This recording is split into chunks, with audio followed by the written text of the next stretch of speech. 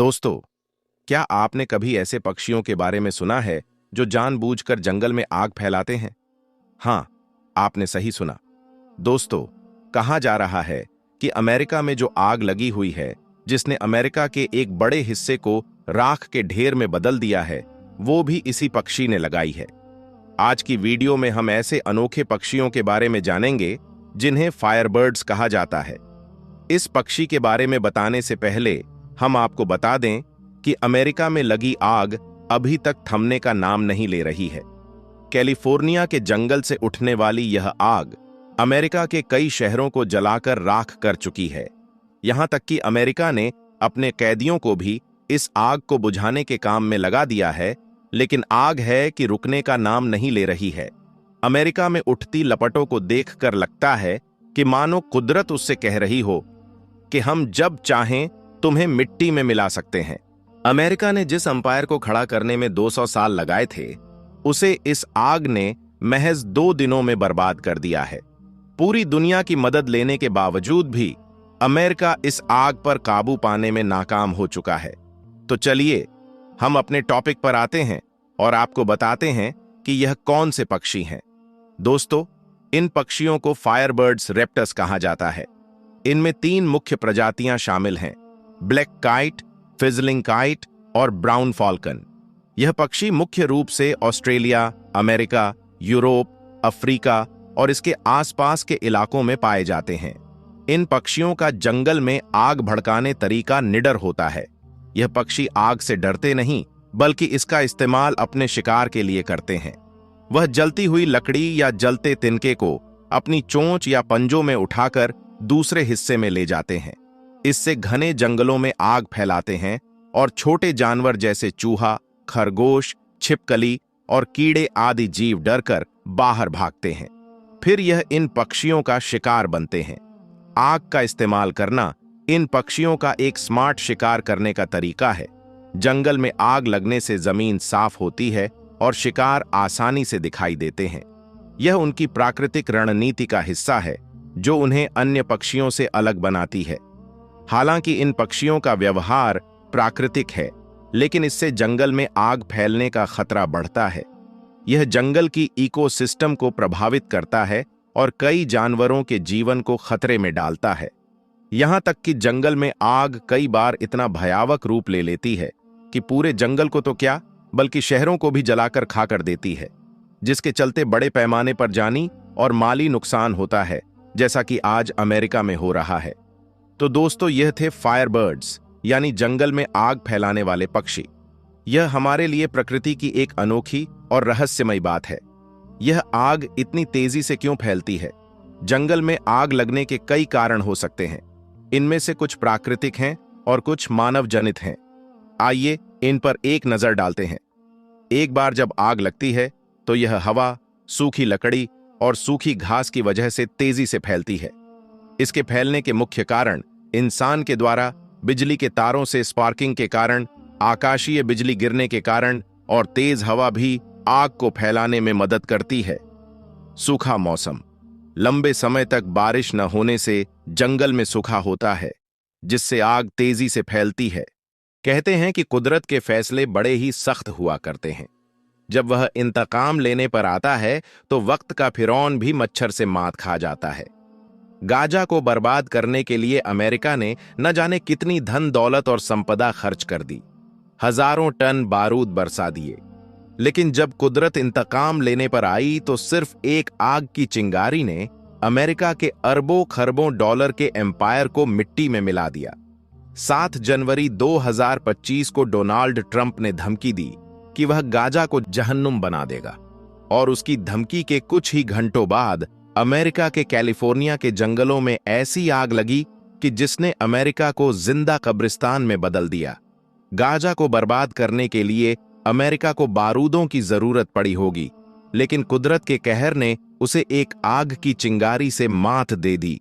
आज अमेरिका में 1 लाख से ज्यादा इमारतें और 30,000 एकड़ का इलाका जलकर राख बन चुका है।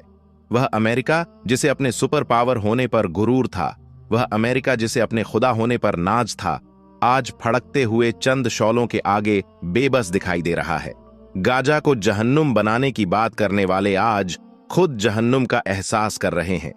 अमेरिका में लगी आग की शुरुआत कैलिफोर्निया के जंगलों से हुई और धीरे धीरे उसने लॉस एंजेलिस, हॉलीवुड हिल्स और मालिबू बीच जैसे इलाकों को अपनी चपेट में ले लिया। वह महल जहां ऐशो निशात की महफिलें सजा करती थीं, वहां अब वहशत रक्स कर रही है। वह शहर जिसकी तहजीबों के कसीदे पढ़े जाते थे, आज उनके मरसिये लिखे जा रहे हैं।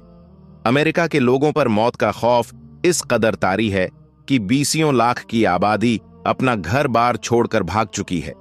गाजा पर बारूद बरसाने वालों के घरों में भी अब खंडहर और राख की ढेर के सिवा कुछ बाकी नहीं बचा है। इस आग ने दुनिया के सबसे महंगे इलाके मालिबू बीच को भी खत्म कर दिया है, जहां पर दुनिया के सबसे अमीर एक्टर्स और लोगों के बंगले मौजूद थे। इनमें बड़ी तादाद उन एक्टर्स और अमीरजादों की थी जिन्होंने खुलेआम फिलिस्तीनी मुसलमानों के नरसंहार का समर्थन किया था। अमेरिका के मशहूर एक्टर जेम्स वुड्स ने कभी कहा था कि गाजा तमाम लोगों को कत्ल कर देना चाहिए। उनके लिए कोई रहम नहीं, कोई जंगबंदी नहीं, उनके लिए किसी भी तरह की कोई माफी नहीं होनी चाहिए। आज वही जेम्स वुड्स अपने खरबों डॉलर के घर को जलते हुए देखकर दहाड़े मारकर रो रहा है। आग के शौलों ने ना हॉलीवुड को बख्शा और ना ही किसी चर्च और कलीसा की मीनारों को। हॉलीवुड का वह ऐतिहासिक बैनर जिसे देखकर अमेरिका खुशफहमी में मुब्तिला रहता था, उसका वजूद मिट चुका है। Warner brothers, universal pictures, Paramount pictures जैसे स्टूडियोज भी अब मिट्टी का ढेर बन चुके हैं। गाजा की बर्बादी का ख्वाब देखने वाले खुद अपनी तबाही का मंजर देख रहे हैं। सालों पहले दुबई ने वॉल्ट डिज्नी से कहा था कि वह अपने स्टूडियो को दुबई ले आए, लेकिन वॉल्ट डिज्नी ने उसके इस ऑफर को ठुकरा दिया था। आज वॉल्ट डिज्नी को अपने उस फैसले पर अफसोस हो रहा होगा, क्योंकि उसका स्टूडियो अब दुनिया के नक्शे से गायब हो चुका है। वह हॉलीवुड हिल्स, जहां हर साल ऑस्कर अवार्ड आयोजित किया जाता था, वहां अब कोई अगर बाकी है तो वह है मौत। गाजा को जहन्नुम बनाने का ख्वाब देखने वाले अपनी जिंदा आंखों से जहन्नुम देख रहे हैं। अमेरिका का शहर लॉस एंजेलिस अब लॉस्ट एंजेलिस बन चुका है। लोग अक्सर पूछते हैं कि कयामत कैसे आएगी। यह आग की उठती लपटें और जमीन दोज होती इमारतें एक छोटा सा नमूना है। अमेरिका में इस वक्त 90 से 110 किलोमीटर प्रति घंटे की रफ्तार से हवाएं चल रही हैं, जो इस आग को पूरे अमेरिका में फैलाती जा रही हैं। यह आग हर मिनट में 5 फुटबॉल मैदान जैसे इलाकों को जलाकर राख कर दे रही है। एक अंदाजे के मुताबिक आने वाले वक्त में इससे अमेरिका को $200 बिलियन का नुकसान उठाना पड़ सकता है। यह नुकसान कितना बड़ा है, इसका अंदाजा इसी बात से लगाया जा सकता है कि मुकेश अंबानी की कुल संपत्ति सिर्फ $95 बिलियन है। वह अमेरिका जो पूरी दुनिया में आग लगाने का माहिर था, आज उसके घर में खुदा ने आग लगा दी है। अमेरिका की बगावत और सरकशी का यह आलम है कि उसने इस आग से इबरत लेने के बजाय इसका नाम रखा है सांताइनास, यानी शैतानी आग। इस आग ने लगभग 42 वर्ग मील का इलाका जलाकर राख कर दिया है, जो लगभग सैन फ्रांसिस्को शहर के बराबर है। चांद से लेकर मंगल ग्रह पर बस्तियां बसाने की बात करने वाले अमेरिका की यह औकात है कि वह अपने देश में लगी आग को बुझाने में नाकाम है। अमेरिका की तारीख जुल्म और खून से भरी पड़ी है। यह वह देश है कि जिसने फिलिस्तीन, इराक, ईरान, सीरिया और अफगानिस्तान सहित न जाने कितने देशों को तबाहो बर्बाद कर दिया। यहां तक कि उसने अपनी धरती पर बसने वाले मूल निवासियों रेड इंडियंस को जिंदा जलाकर मार दिया। यही वजह है कि कुदरत वक्त वक्त पर अमेरिका से उसके जुल्मों सितम का हिसाब लेती रहती है। अमेरिका की इस आग में गाजा के उन मजलूमों की आहें शामिल हैं जिन्हें बारूद के ढेरों और इमारतों के मलबों तले मार दिया गया। शराब हाथ में लेकर गाजा की तबाही का मंजर देखने वाले आज खुद के जले हुए घरों का मातम मना रहे हैं। कोई उनसे जाकर कहें कि कुदरत के इंतकाम ऐसे ही होते हैं। इस दुनिया में सुपर पावर बस एक ही है और वह है अल्लाह की जात। यह वक्त हर फिरौन के जवाल का है। दोस्तों, यह वाकया पंजाब की एक छोटी सी गांव का बताया जा रहा है। यहां पर एक हिंदू और मुस्लिम का घर पास पास में था। हिंदू के घर में एक 5 साल की बच्ची थी। वह पास में ही अपनी सहेली के घर में जाया करती थी। जिस तरह आम घरों के बच्चे अपने आसपास खेलने जाया करते हैं, वैसे ही यह बच्ची भी अपने पास के घर में खेलने जाया करती थी। यह बच्ची जिस बच्चे के साथ खेलने जाया करती थी वह मुसलमान थी और उसकी मां अपने घर में बच्चों को कुरान मजीद सिखाया करती थी। इसलिए जब भी उसकी वालिदा बच्चों को कुरान पाक सीखने के लिए बुलाती तो वह हिंदू लड़की भी उसके साथ में यानी उसके पास में बैठ जाया करती थी। प्यारे दोस्तों, धीरे धीरे उसका भी मन पढ़ने में लग गया। एक दिन उसने अपनी सहेली की मां से कहा कि अम्मा, मैं भी पढ़ना चाहती हूं। अब सहेली की मां ने साथ में उसे भी पढ़ाना शुरू कर दिया। हिंदू लड़की ने धीरे धीरे कायदा पढ़ना सीखा। फिर उसने बाकायदा कुरान मजीद भी अपनी सहेली के साथ पढ़ना शुरू कर दिया। उस बच्ची ने अपने माँ बाप को इसके बारे में कुछ भी नहीं बताया, यानी कि उस हिंदू लड़की के माँ बाप इस बात से अनजान थे। जब मुस्लिम लड़की ने कुरान पाक मुकम्मल पढ़ना सीख लिया, तब तक यह हिंदू लड़की भी पूरा कुरान मजीद पढ़ना सीख गई थी। प्यारे दोस्तों, उसके बाद एक ऐसा वक्त आया कि वह बच्ची जवान हो गई। मां ने उसकी शादी एक कट्टर हिंदू नौजवान के साथ तय कर दी। वह इतना ज्यादा कट्टर था कि मुसलमानों को देखना तो दूर की बात थी, मुसलमानों से बात करना भी पसंद नहीं करता था। अब उस लड़की की शादी होने लगी। एक दिन वह लड़की अपनी मुस्लिम सहेली की वालिदा के पास गई और उसको कहने लगी कि मैंने आपसे पूरा कुरान पाक पढ़ना सीख लिया और मैंने दिल ही दिल में कलमा भी पढ़ लिया, मगर मैं इसके बारे में अपने घर वालों को कुछ भी नहीं बता सकती। अगर मैंने उनको बता दिया तो वह लोग मेरा कत्ल कर देंगे, और अब मेरी शादी भी एक कैसे इंसान के साथ होने वाली है जो मुसलमानों को देखना भी नहीं चाहता। यह सुनकर उसकी सहेली की वालिदा ने कहा कि बेटा, अगर तुझको कुरान पाक से सच्ची मोहब्बत है तो अल्लाह तबारक व ताला पर भरोसा रखो। अल्लाह रब्बुल इज्जत तुम्हारे ईमान को जाया होने से जरूर बचा लेगा। उसके बाद सहेली की वालिदा ने उसके लिए शादी का एक तोहफा तैयार किया। उन्होंने उसको तोहफे तौर पर कुरान पाक तैयार करके देने का इरादा किया। फिर उसके घर जाकर उस लड़की की मां से कहा कि हमने गिफ्ट की पैकिंग बहुत ही खूबसूरत तरीके से की है, इसलिए हम चाहते हैं कि हमारा तोहफा लड़की के ससुराल में जाकर ही खुले, यानी कि इस तोहफे को यहां पर मत खोलना। लड़की की मां ने उसकी बात को मान लिया। आखिरकार उस लड़की की शादी हो गई और वह अपने ससुराल में पहुंच गई, और उसके साथ वह कुरान पाक का तोहफा भी ससुराल पहुंच गया। उस लड़की ने कुरान को कहीं पर एक बॉक्स में छुपा दिया। उसका शौहर जब भी दफ्तर में जाता और वह घर में अकेली होती तो वह चुपके से कुरान पाक निकाल लेती और पढ़ना शुरू कर देती, और शौहर के आने से पहले पहले कुरान पाक को फिर से छुपा देती थी। दोस्तों, इस तरह से कई साल गुजर गए, यहां तक कि वह लड़की हामिला यानी कि मां बनने वाली थी। अब वह सोचने लगी कि मैंने तो अपना ईमान छुपाया हुआ है, और जब शौहर घर पर नहीं होते तो मैं कुरान पाक पढ़ लेती हूं, मगर मेरे इस बच्चे का क्या करूं? मेरे इस बच्चे के ईमान का क्या होगा? यही सोचकर वह अल्लाह से दुआएं मांगती रही, या अल्लाह, कोई ऐसी तरकीब बता कि मैं अपने बच्चों को भी कलमा पढ़ा सकूं। प्यारे दोस्तों, उसको कोई भी ऐसी सूरत नजर नहीं आ रही थी कि वह अपने शौहर के सामने इस बात को बोल सके। मगर अल्लाह की शान देखिए कि एक दिन उसका शौहर बीमार हो गया और वह अस्पताल में अपना टेस्ट करवाने के लिए पहुंच गया। जब डॉक्टर ने उसकी जांच की तो डॉक्टरों ने जो बताया उसे सुनकर वह हैरान व परेशान हो गया, क्योंकि डॉक्टर ने उसको बताया कि उसको कैंसर हो गया है और उसके बचने की उम्मीद खत्म हो गई है। अब वह हैरानो परेशान अपने घर आया और अपनी बीवी को देखकर रोने लगा और कहने लगा कि तुम बहुत ही ज्यादा खूबसूरत हो, वफादार हो, मोहब्बत करने वाली हो, लेकिन अब तुम्हारा साथ सिर्फ कुछ ही दिनों का है। मेरी जिंदगी सिर्फ 1 महीने की है। और उसने फिर हॉस्पिटल का सारा वाकया अपनी बीवी को सुना दिया।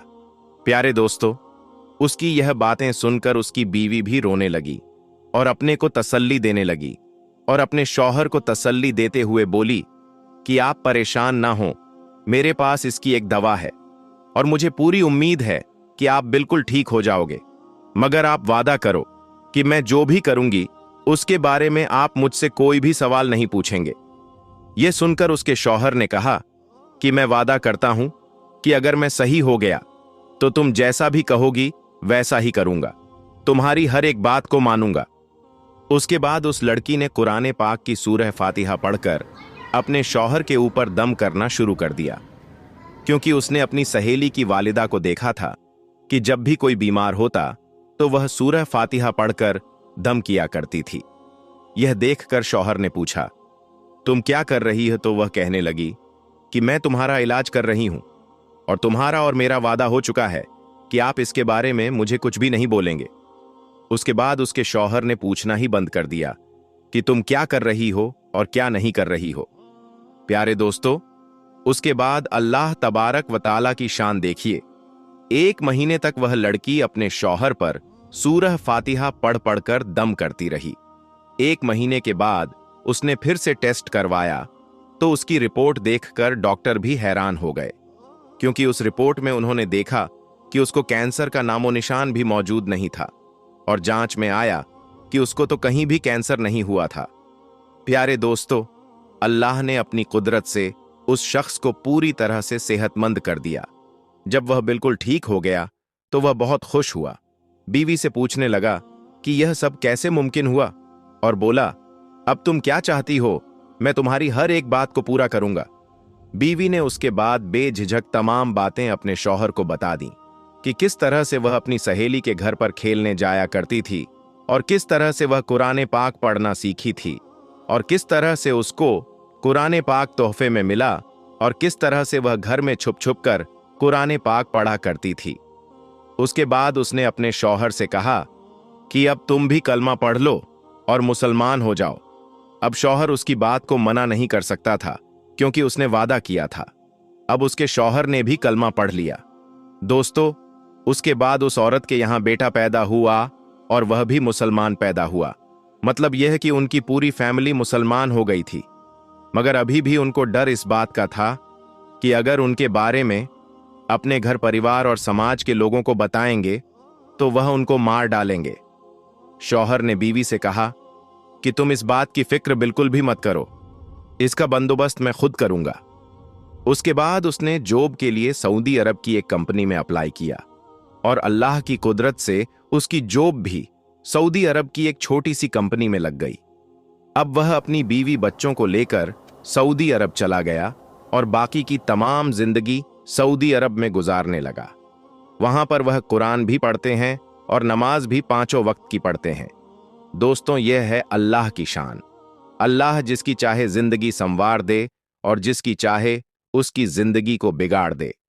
दोस्तों, हमारे प्यारे ख्वाजा हुजूर गरीब नवाज रहमतुल्लाह अलैह से एक दिन किसी ने आपकी अकेली जिंदगी पर सवाल किया। उसने कहा, आप शरीयत के सभी नियमों का पालन करते हैं, लेकिन यह बात समझ में नहीं आती कि आपने अब तक शादी क्यों नहीं की।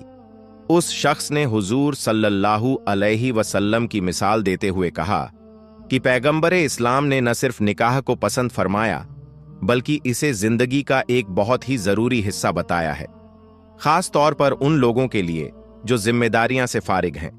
जब आपका खादिम ने आपको यह बात बताई तो ख्वाजा गरीब नवाज रहमतुल्लाह अलैह ने फरमाया, वह सही कहता है, मुझ में यह कमी है, लेकिन अल्लाह ताला हर चीज पर कुदरत रखता है, वह अपने बंदों की सभी गलतियों को माफ कर सकता है। इसके बाद एक रात ख्वाजा गरीब नवाज रहमतुल्लाह अलैह ने ख्वाब देखा। ख्वाब में आपको हुजूर नबी करीम सल्लल्लाहु अलैहि वसल्लम नजर आए। नबी सल्लल्लाहु अलैहि वसल्लम फरमा रहे थे, मोइनुद्दीन, तुम्हारे लिए जरूरी है कि तुम हमारी हर सुन्नत को जिंदा करो। जब ख्वाजा गरीब नवाज रहमतुल्लाह अलैह की आंख खुली तो आप कांप रहे थे। इस ख्वाब में आपको निकाह करने की हिदायत दी गई। इसके बाद आप कई दिनों तक परेशान और बेचैन रहे। अपने अपने हर अमल पर ध्यान दिया और सोचा कि कौन सी सुन्नत आपसे छूट रही है। फिर अचानक एक दिन आपको याद आया कि आपने अब तक शादी नहीं की। इसी ख्याल के साथ आपके बेचैन मन ने ख्वाब की ताबीर, ख्वाब का मतलब समझ लिया। यह एक बहुत ही अजीब और खास वाकया था। जब हजरत ख्वाजा गरीब नवाज रहमतुल्लाह अलैह ने हुजूर पाक सल्लल्लाहु अलैहि वसल्लम को ख्वाब में देखा, उसी रात पटली किले के हाकिम मलिक खिताब ने काफिरों की फौज पर हमला किया। दोनों तरफ से लड़ाई काफी देर तक चली। हिंदू सेना ने पूरी ताकत से मुकाबला किया, लेकिन आखिर में मलिक खिताब की फौज ने जीत हासिल की। हिंदू राजा या तो मारा गया या किसी खुफिया रास्ते से भाग गया। हालांकि इतिहास में इस बात का पक्का सबूत नहीं है। इतना जरूर पता है कि हिंदू सेना को बुरी तरह हार का सामना करना पड़ा था। इस लड़ाई में राजा की जवान बेटी भी कैद हो गई। मुसलमान सैनिकों ने उसे हकीम पटली के सामने पेश किया। अगले दिन मलिक खिताब उस लड़की को लेकर ख्वाजा गरीब नवाज रहमतुल्लाह अलैह की खिदमत में हाजिर हुआ। मालिक खिताब ने ख्वाजा गरीब नवाज रहमतुल्लाह अलैह के कदम चूमे और कहा, यह लड़की एक बड़े खानदान से ताल्लुक रखती है। मेरी ख्वाहिश है कि आप इसे अपनी कनीज यानी नौकरानी के तौर पर कबूल करें। ख्वाजा मोइनुद्दीन चिश्ती रहमतुल्लाह अलैह ने उसकी बात ठुकराते हुए फरमाया, मुझे किसी कनीज या नौकरानी की जरूरत नहीं। अगर यह लड़की अपनी मर्जी से इस्लाम कबूल करना चाहे तो इसका निकाह फौज के किसी बड़े और ओहदेदार अधिकारी से करवा दो। लेकिन याद रखना, इस्लाम में जोर जबरदस्ती हरगिज जायज नहीं। इसे अपनी मर्जी से फैसला करने दो। यह एक बेगुनाह और मजबूर औरत है। इसे जहां जाना है जाने दो। ख्वाजा गरीब नवाज रहमतुल्लाह अलैह आगे फरमाया, अगर हिंदू लोग दोबारा बगावत के लिए तैयार ना हों तो उन्हें भी माफ कर दो।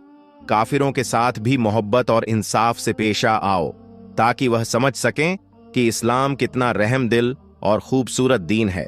ख्वाजा गरीब नवाज रहमतुल्लाह अलैह ने अपनी बात नरमी से कह दी, लेकिन मलिक खिताब बार बार जिद करता रहा। वह सिर्फ आपकी खुशी चाहता था। आखिरकार जब उसकी जिद खत्म नहीं हुई तो ख्वाजा गरीब नवाज रहमतुल्लाह अलैह को सख्त लहजे में बात करनी पड़ी। आपने फरमाया, यह लड़की तुम्हारी कैदी जरूर है, लेकिन तुम्हें इसे अपनी मर्जी के मुताबिक चलाने का कोई हक नहीं। यह एक मजबूर औरत है। इसके हालात का एहसास करो और इसे आजाद कर दो। यह खुद जहां जाना चाहेगी वहां चली जाएगी। यह सुनकर मलिक खिताब चुप हो गया और मायूस होकर ख्वाजा साहब की बारगाह से उठ खड़ा हुआ। उसने राजकुमारी को साथ चलने का इशारा किया, लेकिन वहां मौजूद लोग हैरान रह गए जब लड़की ने उसके साथ जाने से इनकार कर दिया। ख्वाजा गरीब नवाज रहमतुल्लाह अलैह ने उस समझाने की बहुत कोशिश की, लेकिन लड़की ने कहा, आपने ही तो फरमाया था कि मुझे मेरी मर्जी पर छोड़ दिया जाए। अब मेरी ख्वाहिश है कि मैं मुसलमान बनकर अपनी बाकी जिंदगी आपके कदमों में गुजार दूं। लड़की के लिए ख्वाहिश इतनी मजबूत थी कि ख्वाजा गरीब नवाज रहमतुल्लाह अलैह उसे मना नहीं कर सके। मलिक खिताब यही चाहता था और अल्लाह की कुदरत ने उसकी यह तमन्ना पूरी कर दी। कुछ दिनों बाद उसे हिंदू लड़की ने अपने बाप दादा का धर्म छोड़कर इस्लाम कबूल कर लिया। इसके बाद ख्वाजा गरीब नवाज रहमतुल्लाह अलैह ने उस लड़की का नाम अमातुल्लाह रखा और उससे निकाह कर लिया। बीवी अमातुल्लाह बहुत नेक और पाक दामन खातून थी। उनके अच्छे किरदार ने गैर मुस्लिम औरतों पर गहरा असर डाला और इस तरह इस्लाम और फैलने लगा। बीवी अमातुल्लाह से ख्वाजा गरीब नवाज रहमतुल्लाह अलैह की बेटी बीबी हाफिजा जमाल पैदा हुई। बीवी हाफिजा का हिंदुस्तान की पाक औरतों में बहुत ऊंचा मकाम है। उनका मज़ार शरीफ सुल्तानुल हिंद के पास ही वाक़े है। दोस्तों, इतिहास की भरोसेमंद किताबों में ख्वाजा गरीब नवाज रहमतुल्लाह अलैह की दूसरी शादी का भी जिक्र मिलता है। लिखा है कि सैयद वजीहुद्दीन चिश्ती रहमतुल्लाह अलैह, जिन्हें कुतुबुद्दीन ऐबक ने अजमेर का हकीम बनाया था, उनकी एक बेटी थी जिनका नाम बेबी इस्मत खातून था। सैयद वजीहुद्दीन अपनी बेटी की शादी को लेकर बहुत परेशान रहते थे। एक रात उन्होंने ख्वाब में हजरत इमाम जाफर सादिक रज़ियल्लाहु अन्हु को देखा। हजरत इमाम जाफर सादिक रज़ियल्लाहु अन्हु ने फरमाया, ए फर्जंद, फिक्रमंद मत हो। बारगाहे रिसालत से हुक्म है कि अपनी बेटी का निकाह हजरत ख्वाजा मोइनुद्दीन चिश्ती रहमतुल्लाह अलैह से कर दो। सुबह उठकर सैयद वजीहुद्दीन ने ख्वाजा गरीब नवाज रहमतुल्लाह अलैह की खिदमत में हाजिर होकर अपना ख्वाब बयान किया। हालांकि हजरत ख्वाजा गरीब नवाज रहमतुल्लाह अलैह पहले से शादीशुदा थे, लेकिन जब आपने यह सुना कि यह नबी पाक सल्लल्लाहु अलैहि वसल्लम का हुक्म है तो तुरंत निकाह के लिए तैयार हो गए। बीबी इस्मत खातून रहमतुल्लाह अलैह से आपके 3 बेटे हुए। एक ख्वाजा फखरुद्दीन, दूसरे ख्वाजा जियाउद्दीन, तीसरे ख्वाजा हिसामुद्दीन। हजरत ख्वाजा फखरुद्दीन रहमतुल्लाह अलैह एक बड़े बुजुर्ग और बहुत जलाल वाले शख्स थे। आपने अपनी पूरी जिंदगी इस्लाम की खिदमत के लिए वक्फ कर दी। आप हमेशा इस्लाम का पैगाम फैलाने और जिहाद के मैदान में लगे रहते थे। आखिरकार एक जंग में कुफ्फार से लड़ते हुए आप शहीद हो गए। आपका मज़ार मुबारक किशनगढ़ के कस्बे सरवार शरीफ में है, जो अजमेर से तकरीबन 30 से 40 किलोमीटर की दूरी पर है। हज़रत ख्वाजा फ़खरुद्दीन रहमतुल्लाह अलैह अपने वालिद हज़रत ख्वाजा मोइनुद्दीन चिश्ती रहमतुल्लाह अलैह विसाल के बाद 30 साल तक जिंदा रहे। आपके जलाल और बुजुर्गी का यह हाल था कि आप अक्सर जंग की हालत में फरमाते, जो बाप के दरवाजे से बेमुराद लौटे वो बेटे के पास आए, इंशाअल्लाह उसकी मुराद पूरी होगी। इसका मतलब था कि जो लोग हज़रत ख्वाजा गरीब नवाज रहमतुल्लाह अलैह के दरबार से अपनी दुआओं का जवाब न पाएं, वह ख्वाजा फखरुद्दीन रहमतुल्लाह अलैह की दरगाह में हाजिर हों। अल्लाह ताला उनके जरिए अपने रहमतों से उनकी मुरादें जरूर पूरी करेगा। यह बात सिर्फ एक रिवायत नहीं है, बल्कि हिंदुस्तान के बेशुमार लोगों ने इसे सच होते देखा और महसूस किया है। हजरत ख्वाजा फखरुद्दीन रहमतुल्लाह अलैह की इस बात ने अनगिनत लोगों के मसाइल समस्याएं हल की हैं। यह अल्लाह ताला का एक राज है जिसे कोई समझ नहीं सका। खुदा की कुदरत जमीन पर अपने निशानियां जाहिर करने के अलग अलग तरीके रखती है। हजरत ख्वाजा फखरुद्दीन रहमतुल्लाह अलैह वो बुजुर्ग हैं जिनके जरिए अल्लाह ने ख्वाजा गरीब नवाज रहमतुल्लाह अलैह की नस्ल को आगे बढ़ाया। आज भी लाखों लोग ख्वाजा गरीब नवाज रहमतुल्लाह अलैह के बेटे ख्वाजा फखरुद्दीन रहमतुल्लाह अलैह के दरबार से फैज पाते हैं। दोस्तों, एक और दिलचस्प वाक्य सुने। जब ख्वाजा गरीब नवाज रहमतुल्लाह अलैह अजमेर में कुछ वक्त गुजारने के बाद फिर से दिल्ली तशरीफ लाए तो हालात बदल चुके थे। पिछली बार जब आप दिल्ली आए थे तो सुल्तान कुतुबुद्दीन ऐबक की हुकूमत थी, लेकिन अब ऐबक का इंतकाल हो चुका था और उनकी जगह सुल्तान शमसुद्दीन अल्तमश हिंदुस्तान पर हुकूमत कर रहे थे। यह वही नौजवान था जो एक बार तीर कमान लिए हुए ख्वाजा गरीब नवाज रहमतुल्लाह अलैह के सामने से गुजरा था। उस वक्त ख्वाजा साहब ने फरमाया था, खुदा इस नौजवान को उस वक्त दुनिया से नहीं उठाएगा जब तक ताज और तख्त इसका मुकद्दर नहीं बन जाते। हिंदुस्तान का तख्त इसका इंतजार कर रहा है। फिर वक्त बदला और अल्तमश फौज में सबसे ऊंचे ओहदे तक पहुंच गए और उन्होंने कई जंगों में हिस्सा लिया और अपनी बहादुरी के कारनामे दिखाए। उनकी बहादुरी देखकर सुल्तान कुतुबुद्दीन ऐबक की मोहब्बत और बढ़ गई, यहां तक कि उन्होंने अपनी बेटी का निकाह अल्तमश से कर दिया। फिर जब सुल्तान कुतुबुद्दीन ऐबक का इंतकाल हो गया तो अल्तमश सुल्तान शमसुद्दीन के नाम से हिंदुस्तान के बादशाह बन गए। जब दिल्ली के लोगों को ख्वाजा गरीब नवाज रहमतुल्लाह अलैह की भविष्यवाणी के बारे में पता चला तो किसी को यकीन नहीं हुआ। लोग हैरान थे कि कोई इंसान कैसे 10-12 साल बाद होने वाले वाक्य को पहले ही देख सकता है। धीरे धीरे यह खबर सुल्तान शमसुद्दीन अल्तमश तक भी पहुंची। सुल्तान को यह पता चला कि दिल्ली में ख्वाजा कुतुबुद्दीन बख्तियार काकी रहमतुल्लाह अलैह नाम के एक बुजुर्ग रहते हैं। वह ख्वाजा गरीब नवाज रहमतुल्लाह अलैह के शागिर्द और मुरीद हैं, जिनके पीरो मुर्शिद ख्वाजा गरीब नवाज रहमतुल्लाह अलैह ने ही यह भविष्यवाणी की थी। सुल्तान अल्तमश यह सुनकर बहुत हैरान हुए और ख्वाजा कुतुबुद्दीन बख्तियार काकी रहमतुल्लाह अलैह से मिलने के लिए उनके खानका पहुंचे। पहली ही मुलाकात में सुल्तान इतने प्रभावित हुए कि उन्होंने इस दरगाह का हमेशा के लिए गुलाम बनने का फैसला कर लिया। अल्तमश एक नेक दिल और फकीर पसंद इंसान थे। इतिहास की किताबों में ऐसे कई वाक्य दर्ज हैं जो बताते हैं कि सुल्तान शमसुद्दीन अल्तमश न सिर्फ दरवेशों को पसंद करता था, बल्कि अपने किरदार के लिहाज से खुद भी एक दरवेश था। सुल्तान शमसुद्दीन अल्तमश ने एक बार ख्वाजा गरीब नवाज रहमतुल्लाह अलैह के कदम चूमे और अदब से कहा, ऐ ख्वाजा, हिंद के असली सुल्तान तो आप हैं। मैं तो बस आपका गुलाम, आपकी दुआओं की बरकत से ही मैं इस मकान तक पहुंचा हूं। ख्वाजा गरीब नवाज रहमतुल्लाह अलैह ने यह सुनकर फरमाया, जिसका नाम कातिबे तकदीर ने सुल्तानों की लिस्ट में लिखा हो, वह सुल्तान बनकर ही रहेगा। हम दरवेशों का सुल्तानों से कोई वास्ता नहीं। यह तो अल्लाह का एक फैसला था जो तुम पर जाहिर हुआ, वरना सारी दुनिया मिलकर भी अल्लाह के फैसले को नहीं बदल सकती। अल्लाह जिसे देना चाहता है बिना किसी वजह के दे देता है, और जब वह सुनना चाहता है तो गुनहगारों की भी सुन लेता है। लेकिन अगर वह सुना ना चाहे तो परहेजगारों के रोने और गिड़गिड़ाने की भी परवाह नहीं करता। इसके बाद ख्वाजा गरीब नवाज रहमतुल्लाह अलैह ने सुल्तान को नसीहत देते हुए फरमाया, अगर तुम सच्चाई के साथ अपने असलियत पर गौर करो तो इस दुनिया के धोखे में नहीं फंसोगे। ख्वाजा गरीब नवाज रहमतुल्लाह अलैह के असरदार लहजे और गहरी बातों ने सुल्तान अल्तमश को इतना प्रभावित किया कि वह रो पड़ा। उसकी आंखों के सामने अतीत की सारी बातें जैसे फिर से जिंदा हो गईं। ख्वाजा गरीब नवाज ने उसे उसके गुलामी के दिनों की याद दिलाई। यह सुनकर सुल्तान की आजिज़ी और इनकिसारी बढ़ गई। उसका सर झुक गया और उसकी आंखों से आंसू बहने लगे। सुल्तान ने गहरे दर्द और नर्म अंदाज में कहा, ऐ रहमत के ताजदार, आपका यह गुलाम एक ऐसे रास्ते पर अकेला खड़ा है जहां हर तरफ कांटे कांटे हैं। दुआ करें कि मैं इस रास्ते से सलामती से निकल जाऊं, और यह भी दुआ करें कि जिसने मुझे गुलामी की जंजीरों से आजाद करके शाही ताज पहनाया, मैं उसकी मर्जी के मुताबिक चल सकूं।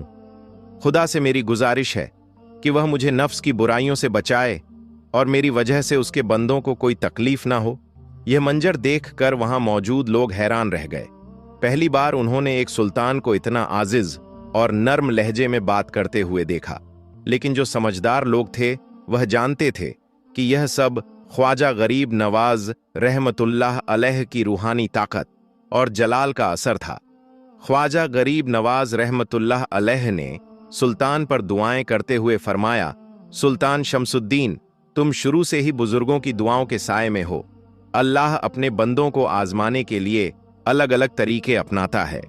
कभी किसी का ताज और शाही रुतबा छीन कर राजमाता है, तो कभी किसी को हुकूमत की जिम्मेदारियां में डालकर।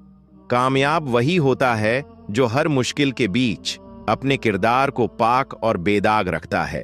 यह दुनिया का सबसे मुश्किल काम है। फिर फरमाया, लेकिन इस फकीर की दुआएं तुम्हारे साथ हैं। अल्लाह तुम्हारा मददगार है और हर मुश्किल को आसान करने वाला है। हमेशा अदलो इंसाफ को कायम रखना, क्योंकि अल्लाह बेइंसाफ हुक्मरानों को कभी पसंद नहीं करता। दुआ पूरी होने के बाद सुल्तान शमसुद्दीन अल्तमश ने ख्वाजा गरीब नवाज रहमतुल्लाह अलैह के हाथ चूमे और अदब से वापस जाने लगे। जब वह वापस जा रहे थे तो लोगों ने सुना कि वह बड़े जोश और जब्बे से कह रहे थे, मैं अपनी बादशाही पर गर्व नहीं करता, बल्कि यह ख्वाजा गरीब नवाज रहमतुल्लाह अलैह की दुआ का असर है, जिन्होंने अपनी मुबारक जबान से मुझे सुल्तान कहा। उसी की बरकत से मैं आज बादशाह हूं। उसी जमाने में शेख शहाबुद्दीन रहमतुल्लाह अलैह, एक बड़े खलीफा और मशहूर बुजुर्ग हजरत ख्वाजा हमीदुद्दीन नागौरी रहमतुल्लाह अलैह बगदाद से दिल्ली आए। काजी हमीदुद्दीन को धार्मिक संगीत, जिसे सीमा कहा जाता है, बहुत पसंद था। दिल्ली के कुछ सूफी बुजुर्ग, जिनमें हजरत ख्वाजा कुतुबुद्दीन बख्तियार काकी रहमतुल्लाह अलैह भी शामिल थे, उन्होंने काजी साहब की इज्जत में सीमा की महफिल रखी। लेकिन दिल्ली के उलेमा इस सीमा के सख्त विरोधी थे, जिसकी वजह से उन्हें काजी साहब और दूसरे सूफियों से नाराजगी हो गई। मौलाना रुकनुद्दीन समरकंदी, जो उस समय के बड़े आलिम थे, सूफियों और दरवेशों के खिलाफ हो गए। एक बार सुल्तान शमसुद्दीन अल्तमश के महल के पास धार्मिक संगीत सीमा की एक महफिल हुई। जब हजरत ख्वाजा कुतुबुद्दीन बख्तियार काकी रहमतुल्लाह अलैह को इसका पता चला तो वह अपने कुछ साथियों के साथ वहां पहुंचे। उन्होंने अपने घर वालों से कहा कि जब मौलाना रुकमुद्दीन आएं तो वह लोग चुप जाएं।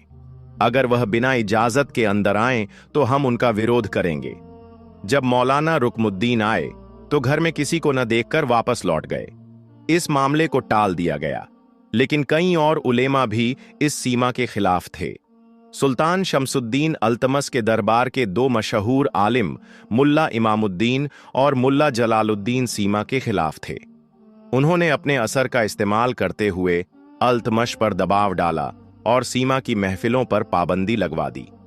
फिर एक खास बैठक में सुल्तान ने हजरत काजी हमीदुद्दीन नागौरी रहमतुल्लाह अलैह को बुलाया ताकि वह उलेमा के सवालों का जवाब दें। मुल्ला इमामुद्दीन और मुल्ला जलालुद्दीन ने उनसे पूछा, क्या शरीयत में सीमा हराम है या हलाल? काजी साहब ने गर्मजोशी के साथ जवाब दिया कि सीमा उन लोगों के लिए हलाल है जो अल्लाह के करीब हैं और उन लोगों के लिए हराम है जो केवल दुनियादारी में लगे हुए हैं। हजरत काजी हमीदुद्दीन नागौरी रहमतुल्लाह अलैह ने उलेमा के सवालों का जवाब देने के बाद सुल्तान शमसुद्दीन अल्तमश से कहा, क्या आपको याद है जब आप बचपन में गुलाम थे और आपके मलिक के घर में सीमा की महफिल हो रही थी? आप पूरी रात एक चिराग लेकर खड़े रहे और उन फकीरों ने आपकी मदद से खुश होकर दुआ दी और उन्हीं फकीरों की दुआ से अल्लाह ने आपको बादशाह बना दिया। काजी साहब की बात सुनकर सुल्तान अल्तमस की आंखों में आंसू आ गए और वह बहुत भावुक हो गए। इसके बाद सुल्तान ने काजी साहब को अदब के साथ विदा किया। फिर सुल्तान खुद भी सीमा की महफिलों में हिस्सा लेने लगे और यह शौक इतना बढ़ा कि वह हजरत ख्वाजा कुतुबुद्दीन बख्तियार काकी रहमतुल्लाह अलैह के मुरीद बन गए।